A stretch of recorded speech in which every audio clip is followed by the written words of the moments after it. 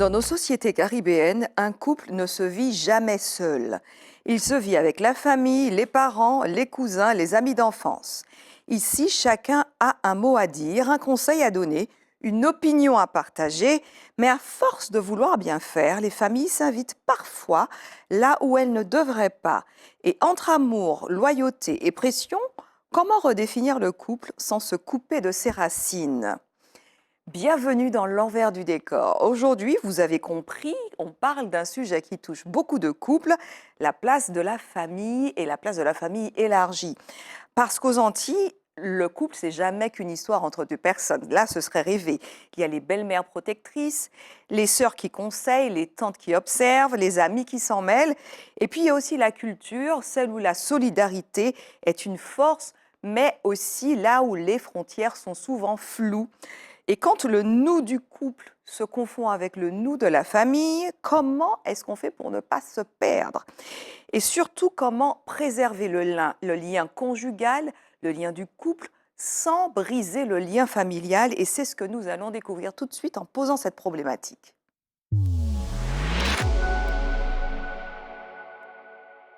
Il est clair que dans nos sociétés, la famille, c'est un repère, un soutien et une sécurité affective. Elle peut aussi devenir une pression, un poids et une présence constante dans le couple quand on ne sait pas poser les limites. Et puis, c'est vrai que la question qui se pose, c'est comment est-ce qu'on fait pour poser des limites sans froisser et dire c'est mon choix, c'est notre choix, sans être perçu comme étant ingrat, ingrat, ingrat. Ça, c'est ce mot-là qui revient très souvent, ingrat dans la famille, dans la bouche des familles. Hein. Après tout ce que j'ai fait pour toi, après tout ce qu'on a fait pour elle, ingrat, ingrat. Et d'ailleurs, ce mot-là, on le perpétue de génération en génération, puisqu'on le transmet nous-mêmes à nos propres enfants. Hein. Alors, et là, la question aussi qui se pose, c'est où s'arrête la loyauté familiale et où est-ce que la construction du couple autonome se pose, en fait. Hein.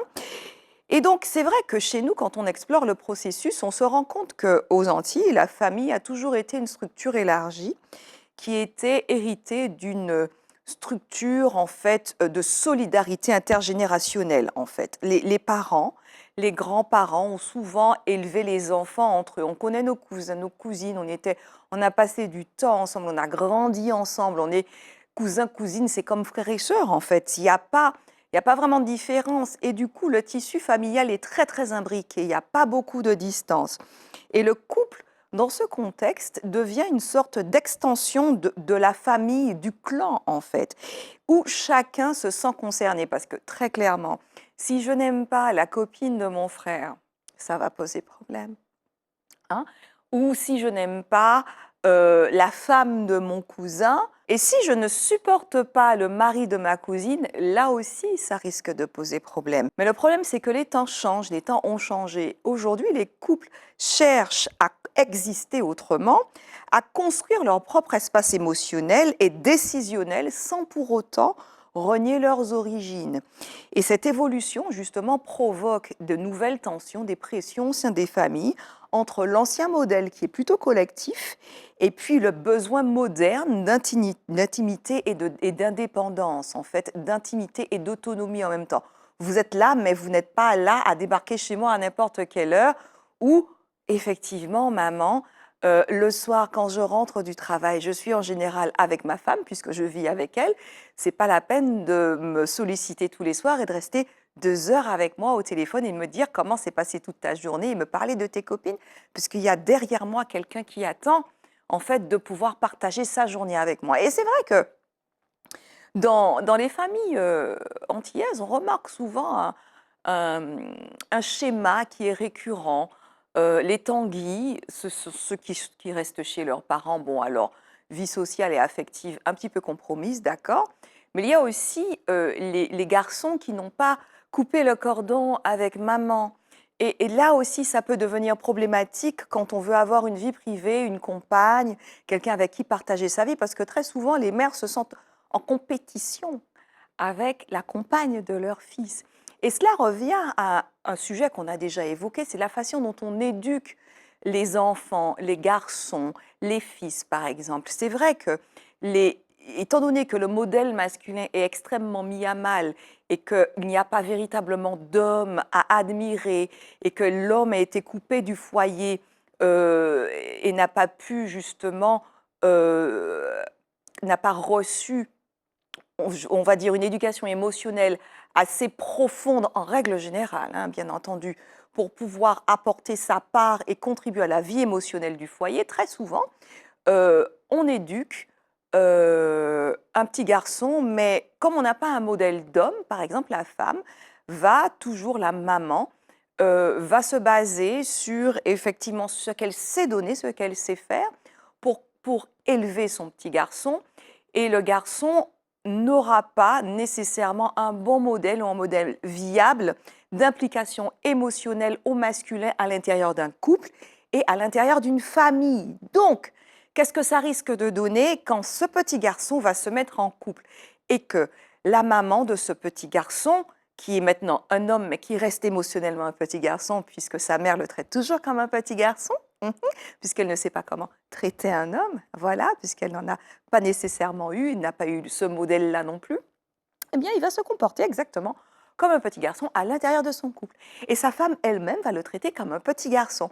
Et du coup, il y aura deux femmes qui vont se battre pour le même petit garçon. Donc la maman qui va se battre pour son petit garçon pour garder l'affection et le regard aussi de son fils, et la femme, la compagne du monsieur, qui voudra justement obtenir ce regard et cette implication émotionnelle, et jalouser peut-être aussi l'implication émotionnelle de son homme par rapport à sa mère.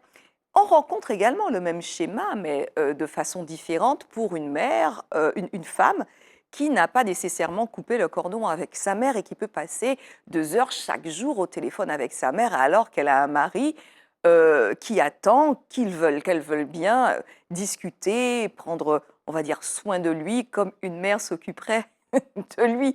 Et effectivement, c'est quand même terrible parce que on voit que de génération en génération, les mêmes schémas se reproduisent et que ce qui est fondamental, c'est que on se rend compte que mon observation là-dedans, c'est que le fait que l'homme ait été totalement oublié dans la construction émotionnelle d'un foyer et donc qu'il ait, qu'il ait été compliqué et qu'il est toujours compliqué pour lui de se définir en tant que père, définir en tant qu'homme, la masculinité, la virilité, entre 2 ou 3 conquêtes, entre rester assis sur le canapé à regarder la télé en attendant que le dîner soit prêt et avoir cette difficulté de s'impliquer émotionnellement par rapport aux devoirs des enfants, par rapport à la logistique, à tout ça, tout ce qui est pris en main, en charge par la mère de génération en génération, eh bien ça donne ça. Et puis aussi, ça a aussi des conséquences sur les schémas, sur les infidélités, sur la façon dont on reproduit de génération en génération les mêmes schémas dans un contexte culturel qui évolue, mais dont les bases restent quand même minées par cette réalité. Donc voilà, et sur tout ça, quand on rajoute la famille élargie et le poids, la pression quand la mère n'aime pas sa bru, sa belle-fille, la pression qu'elle fait ressentir à son fils, ou quand la belle-mère méprise son beau-fils, là aussi, il y a quand même pas mal de difficultés qui se posent. Ah, là maintenant, ici, on commence à se dire la vérité, c'est vrai, on a déjà commencé, mais là, on va se dire la vérité sur comment poser des limites saines pour garder le lien familial et préserver le couple.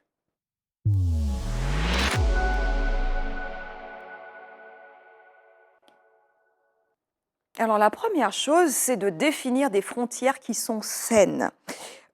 Il faut apprendre déjà à dire merci, oui, non, mais non, ça ne va pas être possible. Et aussi, il y a une chose qui est fondamentale, arrêter de se justifier. Très, très, très généralement, quand face à nos parents, nous avons des comportements d'enfants parce que nous sommes leurs enfants, mais n'empêche que nous sommes également des adultes.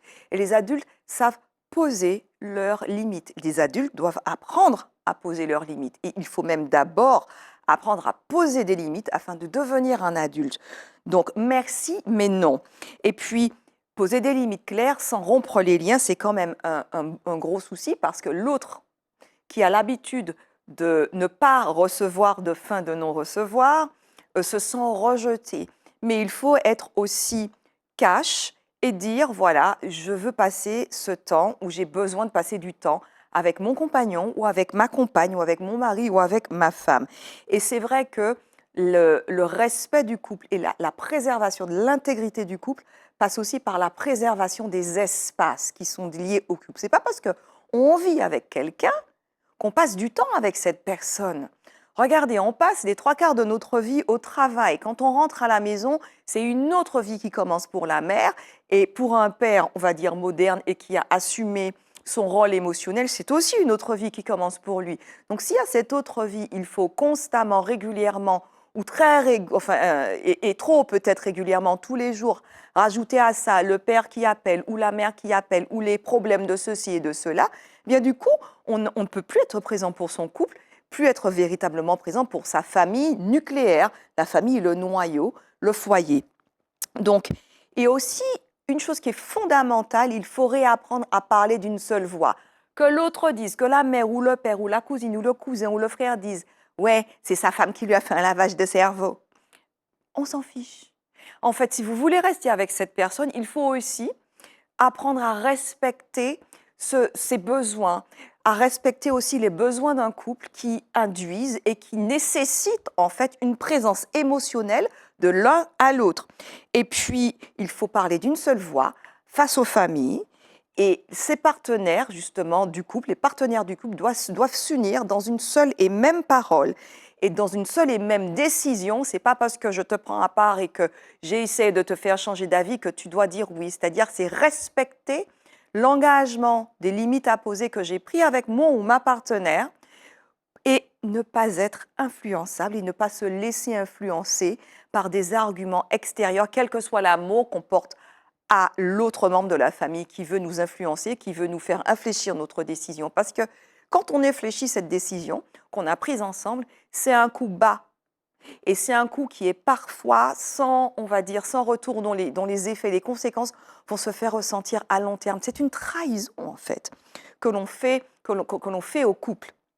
Et puis, il y a aussi le fait de parler à deux évite que l'autre soit infantilisé. S'il n'y a qu'une personne qui porte la culotte et la voix dans le couple, eh ben, il y a un partenaire qui porte la culotte, l'autre qui est infantilisé. On revient encore au même schéma, parents-enfants, et au même schéma qu'on reproduit de génération en génération. Ou bien, ah, je ne sais pas si madame veut, etc. Ou bien, même les copains qui disent, ah, ou pas ça prend décision, bah, ou même, bah, ou tout seul. C'est ta femme qui prend les décisions pour toi. Il faut aussi avoir le courage de répondre, non, on est un couple. J'aurais pas aimé qu'elle prenne cette décision, ce genre de décision sans moi, même si nous sommes notre propre personne, chacun, nous sommes chacun un individu séparé, mais nous prenons ce type de décision ensemble. C'est aussi assumer ça.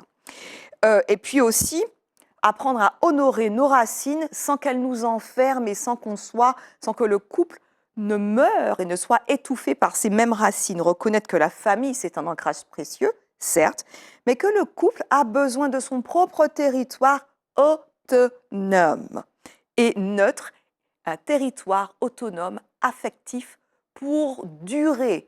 Parce que si le couple devient une piste où les uns ouvrent la porte, arrivent à n'importe quelle heure, débarquent à n'importe quelle heure, ça ne me dérange pas parce que c'est maman qui m'amène à manger. Mais elle t'amène à manger, ça veut dire que je cuisine mal ou que tu n'aimes pas ma cuisine. Enfin bon, c'est la porte ouverte à toutes les fenêtres. Eh bien voilà, je pense que c'est tout pour cette fois-ci. On a fait un petit peu le tour. En tout cas, merci d'avoir été là jusqu'au bout. Si vous vous êtes senti concerné ou si vous voulez apprendre à poser des limites, à dire non sans que l'autre ne se sente rejeté et à rester ferme dans vos décisions, ou encore si vous voulez apprendre à faire couple, parce que ça aussi c'est quelque chose qu'on ne nous a pas du tout appris et qu'on n'a pas vu reproduire, hein, en fait, le fait de faire couple, n'hésitez pas à aller sur le site internet de Bicom ou sur les réseaux sociaux, sur la page YouTube. Vous aurez plein de ressources qui vous attendent et aussi des parcours audio. Voilà, en attendant, il y a une chose que je veux vous dire avant de vous quitter. Aimer, ce n'est pas se fondre, c'est s'unir sans se perdre. Sur ces bons mots, je vous fais des bisous et je vous dis à bientôt. Bye bye.